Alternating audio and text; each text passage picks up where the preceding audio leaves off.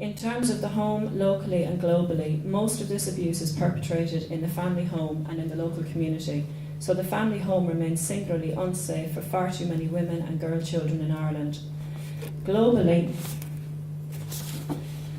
in 2007, at least 229 women from countries other than Ireland attended rape crisis centres in Ireland. These women came from many countries, including France, Germany, Italy, Poland, Romania, Spain and the UK. These women had experienced sexual violence whilst travelling, studying or working here in Ireland, or were reporting sexual abuse in their country of origin. So, from a rape crisis perspective, where are we at now in 2009? In the 1970s, women began to talk about and disclose abuse, documenting it and supporting each other. They began to recognise the tyranny of private life.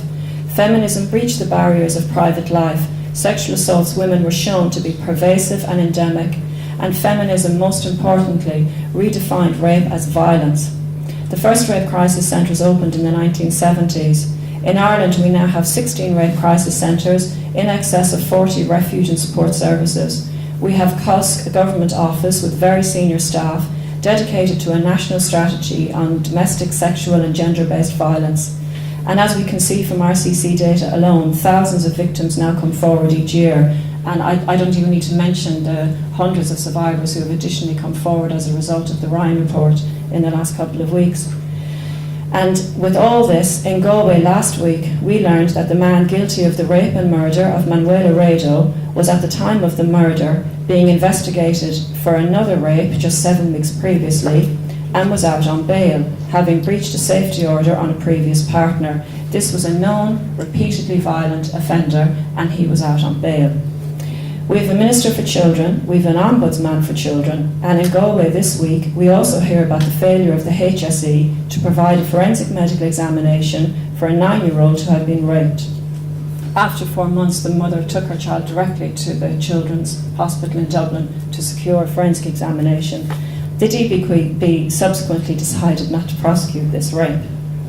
So women and children are increasingly telling and reporting, and our systems are failing. If we even take a quick look at the media, which can give us some further reflection of where we're at, the message there is often that the safety of women is up to each individual woman. In these risk reduction messages, the focus is continuously on the behaviour of the potential victim and what she needs to do to keep herself safe. The message are, don't leave your drink unattended, keep your drink in your hand all night, don't leave your group, keep yourself safe. The burden of safety lies in these messages with each individual woman, reinforcing the message, which will be played out in the courtroom if the case ever gets to court, that it is the woman's behaviour that is the significant behaviour. Whereas feminism was looking at the collective experiences of women and the fact that this experience was in many cases universal and the responsibility lay with the perpetrator and the state. Where is the perpetrator and the state in our picture? What is happening is a shifting of responsibility from where it truly lies, with society, the state, and ultimately with the perpetrator. Instead of being directed at individual women, these messages could read, and here's just one example from a Be Smart campaign in 2009 launched by the PSNI in Northern Ireland. It contained the following risk reduction messages for men. Sex without consent is rape. Make sure you ask and get a clear response. Alcohol or drugs will affect your judgment. Take no for an answer. Rape convictions last forever. It is society and the state's responsibility to ensure women's safety.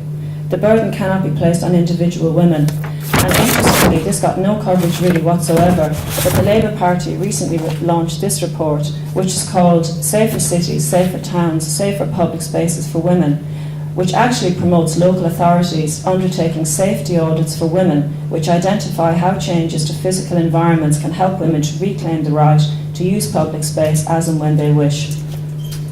Traumatic events destroy the sustaining bonds between individual and the community. They individualise. An experience of sexual violence is an experience of deep isolation, and further failures by the system become a further experience of isolation and separation from community. And I really think what Hannah's House is doing in trying to provide a space where women can reconnect and can look at the fact that these experiences are not just about individual women, and that responsibility has to be placed firmly on the systems of the state, and that the perpetrators have to be held to account. Thank you very much.